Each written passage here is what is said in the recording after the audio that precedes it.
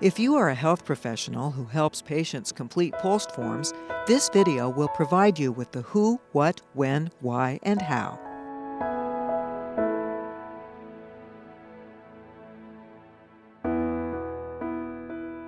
POLST stands for Pennsylvania Orders for Life-Sustaining Treatment, a program that was developed in Oregon more than 20 years ago.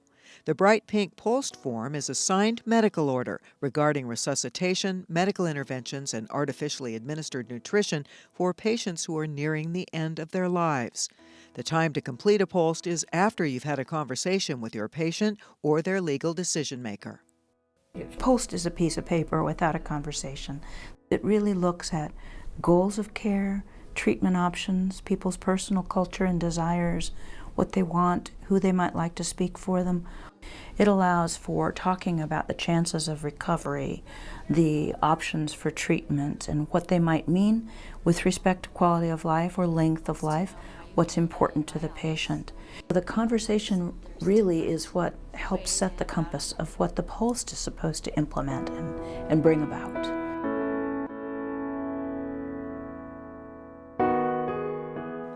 POLST is designed for someone with more advanced illness. They might have advanced heart or lung disease, cancer that has spread, or they might be older and frail. POLST is not for everyone. Most 65-year-olds, for example, are too healthy to have a POLST. If something suddenly happened, healthy seniors would likely want everything done medically, at least until they knew more about their condition and chances for recovery. These seniors, like all adults, are encouraged to have an advance directive in which they appoint a healthcare power of attorney to make healthcare decisions for them, for a time in which they may become unable to make their own decisions. If in time they become more frail or get sicker, they or the person they appoint may want to complete a POLST and turn their wishes into action as a medical order. Whenever a patient's health status changes, it is important to review and revise the POLST form to reflect current wishes.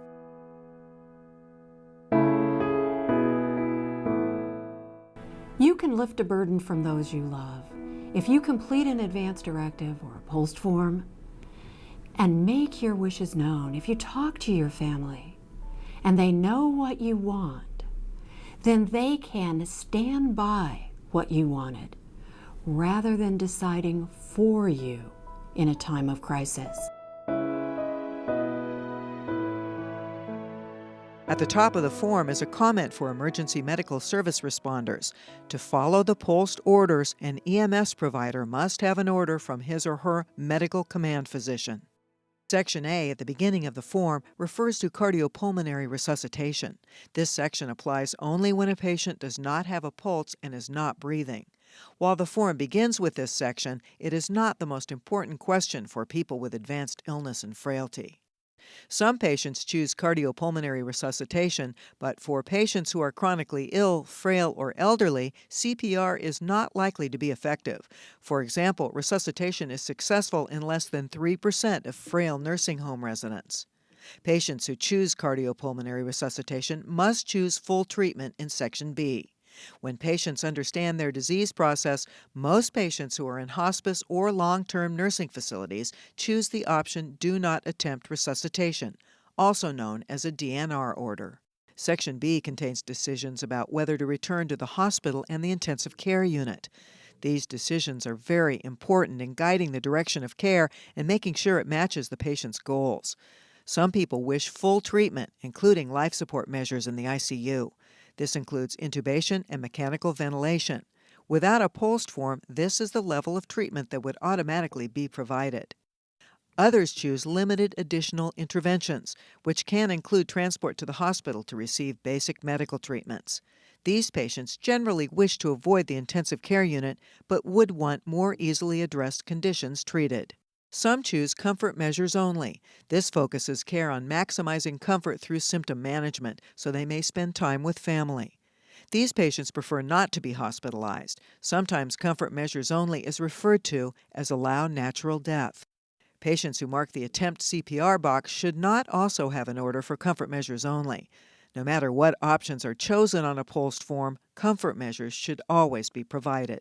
One thing to notice about the comfort measures only order is that it indicates that the patient prefers not to be transferred to the hospital. But there is an exception to that, and that's if they can't be kept comfortable where they are. Say if their pain was out of control, or if they fell and there was a fear that they could have broken something. In that setting, it is appropriate to transport them to the hospital. For patients whose goals of care don't fit neatly into one of these boxes, additional or clarifying orders can be written here.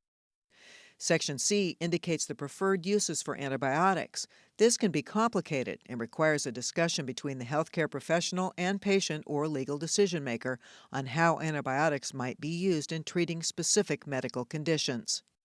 Section D records patient preferences for artificially administered nutrition.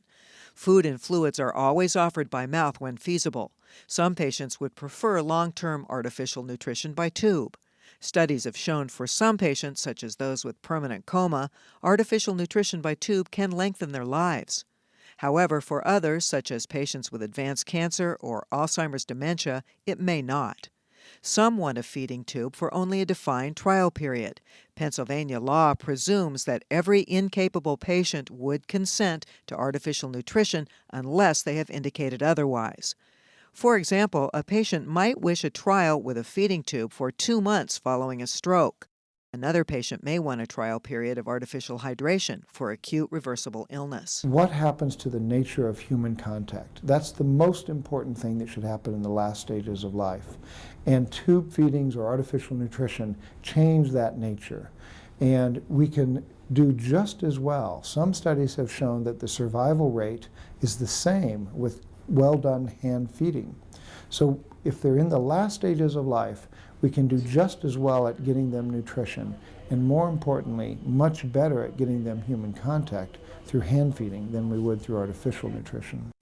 Section E documents that the POLST conversation occurred with the patient or an authorized healthcare agent, representative, or guardian.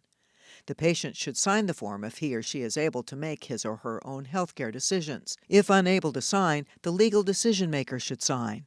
The signature of the patient or authorized representative in Section E provides tangible evidence that the conversation took place. In Pennsylvania, not all surrogate or proxy decision makers can decline care for patients who are not in end-stage medical conditions. POLST users are advised to consult the Quick Start Guide to Healthcare Decision Making to determine any limitations. The guide is a summary of the various roles of a competent patient, healthcare agent, representative, or guardian in healthcare decision making. The Quick Start Guide to Healthcare Decision Making is available at the Pennsylvania POLST website found at the end of this video. Like any valid medical order, POLST forms must be signed and dated in order for them to be valid. In some studies, 10% of POLST forms were invalid. The most common reason why? They were either not dated or not signed. In Pennsylvania, POLST orders can be signed by a physician, nurse practitioner, or physician assistant. If another member of the healthcare team, such as a social worker, engages the patient or authorized representative in a goals of care conversation and then completes the POLST form, he or she would enter his or her name and title on the back of the form. Also included here is a line to indicate the name and contact information for the patient's authorized representative. Even if the patient is able to sign, it is helpful to include this contact information so it can be found easily in an emergency. Once the POLST form is completed and signed, it's important that the original POLST form remain with the patient whenever possible. However, a photocopy of the signed form is also valid. No one has to have a POLST form. POLST is entirely voluntary. Now, an institution could have a policy that you routinely offer a POLST form and that people would have an opportunity to complete one because if they're sick enough, they might want one, but you don't have to have it. You can revoke your POLST form. You can have a new one written. And it's not unusual for people to have more than one POLST form as their disease progresses. Just how does one get a POLST conversation started? There's some sensitivity about when to bring it up or how to bring it up, but you know, there are a lot of really good opportunities. I like to start the conversation before people are in the hospital or in a nursing home. Many people with chronic illness have thought a lot about what they want in the future and what they don't. And so to have an opportunity to really discuss it, be concrete, get down to brass tacks, You'll hear things like that from patients and their families. I thought you'd never ask. The POLST program began in Oregon, but it is now used in most states, including Pennsylvania. We made a conscious decision to review the form every 2 years, to look at the research, to look at how it's working in our emergency departments, in our ICUs, in our nursing homes, and how our patients and their families are having their experiences with it. And we collect suggestions for changes. It really has exceeded our expectations in terms of both honoring patient wishes and how fast it spread to other states who have the same goals that we have. What I've learned through my practice is that the POLST really does work. It works for patients, it works for their families, it works for health professionals. Patients' wishes do seem to be better supported. You may find information on the POLST program at polst.org. Various tools, including the Quick Start Guide to Healthcare Decision-Making, can also be found on the Pennsylvania POLST website shown here on your screen. You can also contact the Pennsylvania POLST coordinator for information at papolst@verizon.net. This video is made possible through a gift from an anonymous donor and a grant from the Alice R. Cheatham Fund of the Oregon Community Foundation, and gifts from Mary Beth W. Collins and Sharita Collins-Smith. The OHSU Center for Ethics in Healthcare administers the National POLST Paradigm Program. The Oregon POLST Task Force developed the content of this video, which has been adapted by the Pennsylvania POLST Committee of the Coalition for Quality at the End of Life.